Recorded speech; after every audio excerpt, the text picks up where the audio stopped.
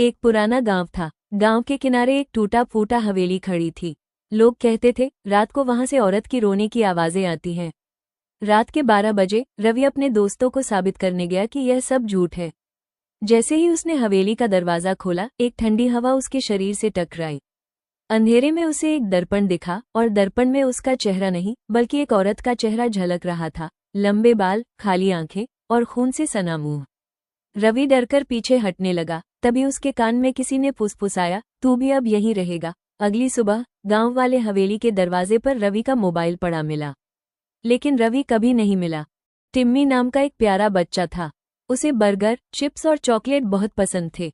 रोज वो यही खाता और कहता, वाह कितना स्वादिष्ट है। लेकिन एक दिन उसके दांतों के अंदर एक छोटा सा कैविटी मॉन्स्टर आ गया। वो बोला, हाँ हाँ, अब मैं टिम्मी के दांतों में घर बना लूंगा। रात में टिम्मी को दांत में दर्द होने लगा। वो रोते रोते बोला, ओह अब क्या करूं। फिर उसके टूथब्रश सुपरहीरो ने कहा, अगर तुम रोज ब्रश करोगे और हेल्दी खाना खाओगे जैसे दूध, फल और सब्जियां, तो मैं इस कैविटी मॉन्स्टर को भगा दूंगा। टिम्मी ने बात मान ली। धीरे धीरे दर्द गायब हो गया और दांत चमचमाने लगे। अब टिम्मी सबको कहता है, ज्यादा जंक फूड खाओगे तो कैविटी मॉन्स्टर आएगा, इसलिए हेल्दी खाओ और रोज ब्रश करो। नन्ही परी सुबह से तैयार हो रही थी, हाथ में चमचमाती राखी, थाली में मिठाई और चेहरे पर प्यारी सी मुस्कान। आज उसका सबसे पसंदीदा दिन था, रक्षाबंधन। भैया आरव स्कूल से आते ही बोला, मेरी शेरनी बहन चलो राखी बांधो। परी ने हंसते हुए राखी बांधी और मिठाई खिलाई। आरव ने जेब से निकाला एक छोटा सा तोहफा, उसकी पसंदीदा रंगीन क्लिप्स का सेट।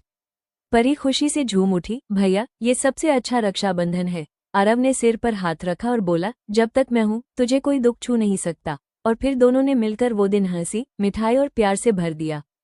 रक्षाबंधन, जहां हर बहन का भाई उसका हीरो होता है। रक्षाबंधन के लिए एक लाइक सब्सक्राइब करें। गांव का सबसे पुराना किसान था हरिया काका। उम्र 80 पार, शरीर कमजोर लेकिन दिल में मिट्टी से अटूट लगाव। हर सुबह लाठी के सहारे खेतों तक जाते, फसल को निहारते जैसे बच्चे को देख रहे हों। बेटा शहर चला गया था, कहता था, अब खेती में कुछ नहीं रखा बाबा। पर हरिया काका कहते, बेटा मैं खेत जोतता नहीं, यादें बोता हूँ। तुम्हारी माँ की हंसी, तुम्हारा बचपन, सब यही तो है। एक दिन खेत में बैठे बैठे आंखें बंद कर ली और फिर कभी न उठे। अगले दिन उसी खेत में पहली बारिश पड़ी, मानो धरती भी रो पड़ी हो। किसान कभी नहीं मरता, वो मिट्टी बनकर हमेशा साथ रहता है। किसान की मेहनत के लिए एक लाइक सब्सक्राइब करें। एक छोटे से कस्बे में अजहर और उसकी पत्नी रूही रहते थे। अजहर नमाज पढ़ने वाला, नेकदिल इंसान था और रूही भी सादगी और ईमान की मिसाल। एक दिन रूही बीमार हो गई। अजहर ने अपनी दुकान जल्दी बंद कर दी, खाना खुद बनाया और दवाइयां लेकर आया। वो उसके पास बैठकर कुरान की आयतें पढ़ता और कहता, रूही, पैगंबर ने फरमाया है कि सबसे बेहतर वो है जो अपनी बीवी के लिए बेहतर हो। रूही मुस्कुराई और बोली, अजहर तुम्हारा सहारा ही मेरी सबसे बड़ी राहत है।